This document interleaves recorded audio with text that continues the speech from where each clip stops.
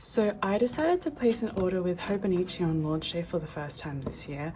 I haven't really dabbled with Hobonichi products, but with the hype being so big, I guess I got a little FOMO and decided I wanted to give it a go. But before we begin and I show you what planner I got from Hobonichi, if you're new to this channel, hello and welcome. My name is May and I own my own planner and stationery brand called May Paper Co, which specializes in refillable planners and notebooks to help you create a custom organizational system that works for you and not the other way around. So drum roll please. Introducing the Hobonichi 5-year diary. I'm so excited to be sharing with you today why I've decided to add a 5-year diary to my lineup, a walkthrough of the planner itself in case you're not familiar with the 5-year diary, how I'll be using it, and issues with the planner that I've noticed. So I ordered this planner from Hobonichi on launch day, which feels like forever ago, but I didn't get the chance to share this with you because of how crazy the last quarter of last year was. You guys totally blew us away with your support during our Black Friday sales, and I know that I always say that each and every sale, but I swear each sale you guys completely knocked the ball out of the park, and I'm just getting the chance to recover now, and it's February. So I guess a little backstory before I jump into this planner and the reason why I decided to get the 5-year diary, because it's actually really sentimental for me. Heading into the tail end of 2025, I decided to do a lot of reflecting about my career and my life, and 2024 was definitely by far the most difficult year in the almost 5 years of running May Paper Co. I feel like you would naturally think that each year gets easier as you get more and more experience running a business, but at the same time, one of the things that I think most people don't consider is that as the business grows, so do the number of problems that can arise. So despite what everything looks like on social media, the positive bias, and all the sales we were making, how put together everything was, I was actually struggling mentally and physically behind the scenes to the point where I was actually considering closing down May Paper Co because of how burnt out I was. I was just perpetually exhausted. I struggled to get out of bed. I wasn't eating and I was always getting sick. It really was a difficult time for me and possibly one of the lowest points in my career. And honestly, one of the reasons why I am still here today, actually the reason why I'm still here today, is because of my team. I would not be able to do half of what I do today without them. They supported me through this rough period and helped me take the time I needed to recharge, recoup, and regather myself so I can show up and be the best version of myself as a business owner and boss. I have to admit though, I'm still not where I want to be yet. I don't think I'll ever be, but that's a thought for another day. Anyway, all of this reflecting made me realize how much the business has grown in the past 5 years, past 6 years or 7 years that May Paper Co has been alive for. And although I have documented the business through some vlogs here and there, I really wanted a way to document daily wins or things that happen to the business, something more frequently, and that doesn't require as much commitment as a vlog. Although journaling every day for 5 years in one book is a massive commitment on its own. So eventually I settled on the Hobonichi 5-year diary. I did consider a whole bunch of other diaries to go with, like the Sterling Ink and also the Midori, but I decided that the Hobonichi 5-year diary would be the best fit for me. So there are 2 sizes of the 5-year diaries available from Hobonichi, and those are the A5 and A6. I decided to go with the A6 as I liked how small and compact it is because I travel a lot between locations. I also like the Tomoe River paper and how much space there is for writing. I also did consider the Midori 5-year, which I did also end up ordering. So let me know if you're interested in seeing a comparison video or something of the sort. For now though, I'll just be diving into the A6 Hobonichi. So when you receive the Hobonichi planner, it comes in this little blue box like this, which I think is perfect for archiving. I believe that the cover is faux leather or PU leather. It's this nice burgundy color, which is so classic, and it also has a ribbon bookmark. The cover is nice and flexible, and I love how the years are stamped onto the spine. I feel like it's a really nice detail and something that I can see myself cherishing for the years to come after I finish it. I also feel like it gives encyclopedia vibes when it's lined up on a bookshelf, if you know what I mean. This is a little random, but at the time I was considering purchasing the 2024 version. I think it was around August of last year, because I saw that it was on sale on Amazon. I figured that I wanted to get started right away, but I'm really into numerology, and I liked how if I decided to commit for another 5 years, how the next book would start on 2030. So each starting number would either be like a 5 or a 0, if that makes sense. I don't know why, but that just seems so satisfying for me, which is why I decided to go with a 2025 start. Having said that, I did end up getting a 2024 planner, and I'll get into why I ended up with 2 A6 5-year diaries a bit later in the video. So let's go through a flip through of the actual diary. We have the cover page, and then you can see here on the blank page here, I've decided how I'll be using the diary. So I'll be recording some stats from my business. We then move into the year at a glance. So it has one for each of the 5 years in the diary. So we have 2025, 26, 27, 28, and 29. And then it flows straight into the 5-year diary. So let's flip to a blank page. So we essentially have here a Hobonichi week's layout, except instead of the days of the week on the left side, you have the years of the 5-year diary. On the right side, you have a grid. So what drew me to this layout was how much room there was for journaling. I decided that I am not going to be putting stickers or photos or ephemera into the journal, just to keep it as compact as possible so that there's ample amount of room to write. So my intention is, if I run out of space on the left hand side, I'm just going to flow over to the right hand side.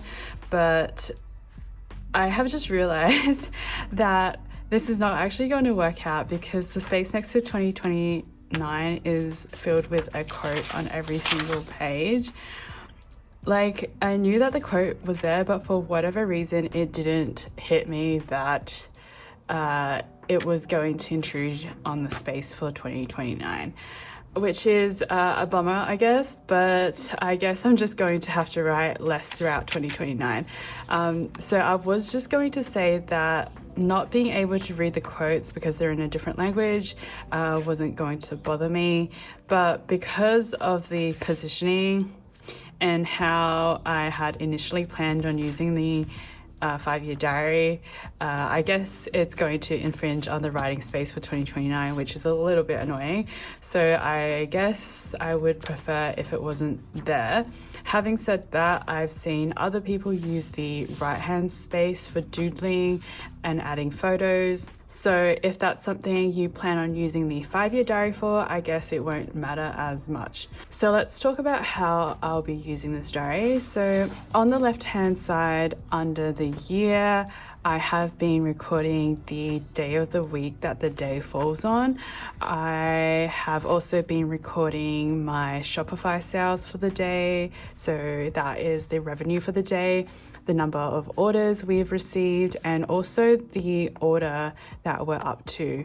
So generally what I've been doing is backfilling this data, as it isn't available until the next day, of course, but that's not really an issue. And so next to that, I have been recording any wins, any losses, things that have happened that day or things I'm working on in the business. And of course, if there's room on the right side, I'll just use that for more writing space. But there is absolutely no pressure for me to fill out the right hand side. I feel like if there's not much that was accomplished that day or done that day, for example, I had a sick day the other day and I just literally wrote a sick day, I'm not going to pressure myself to completely fill out the page. So this isn't going to be a decorative journal or diary by any means, just straight facts, what happened that day. And I feel like once the whole year has been filled out, it's going to be really fun to see what I was working on a year ago. So moving on, let's take a quick step back to February, since February is an interesting month, since once every 4 years we have a leap year. So it looks like the leap year spans the entire page with an extra page on the right side, similar to other spreads. So apparently the leap year is going to be in 2028, which is exciting. So the journal then just continues on to the end, where we are met with a page for each year. So we have 2025, 2026,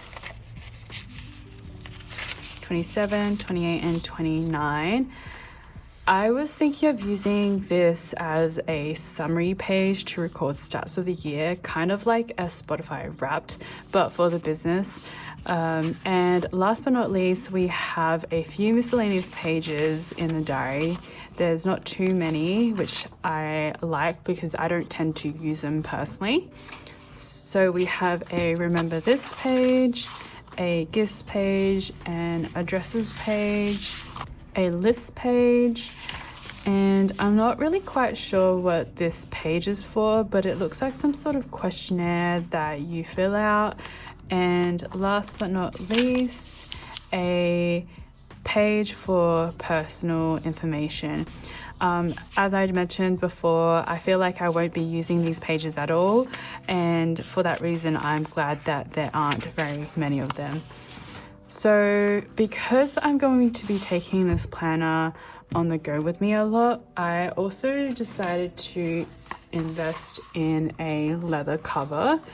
I liked that this also has the convenience of having a pen loop, which the 5-year diary doesn't have. And I didn't want to put a temporary pen loop like one of those paperclip style versions for fear of it denting the pages in the Hobonichi or like even the cover. And I really didn't want to stick in a adhesive pen loop either, just because I didn't want to have a pen loop permanently in here. So there were actually two colors I was going for. There was a taupe color, because hello, neutral color, or the matching burgundy color that I was thinking of. I ended up going with the burgundy color as I felt like it matches the actual 5-year diary closely. And as I mentioned before, it's a classic color, so I know I will continue to love it even until hopefully I get the next 5-year diary. I knew that the beige was too safe of a color for me, and I was also worried that the color would be susceptible to color transfer or even pen marks. One thing to note though is when I received the cover, I noticed that there was like leather staining on the inside of the cover, but I feel like the one that I received isn't as bad as some of the ones I saw on Reddit, and honestly it doesn't really bother me at all because it's going to be covered by the notebook anyway. So yeah, that's the walkthrough of the A6 5-year diary. Now let's talk about how I ended up with 2 of these. So whilst I was not so patiently waiting for my 5-year diary to arrive, I was watching YouTube haul videos of other people who had placed their orders and received theirs before me, and also reading about people's thoughts on Reddit when I came across this Reddit thread where someone received their A6 5-year diary, which showed so much bleed through on the page.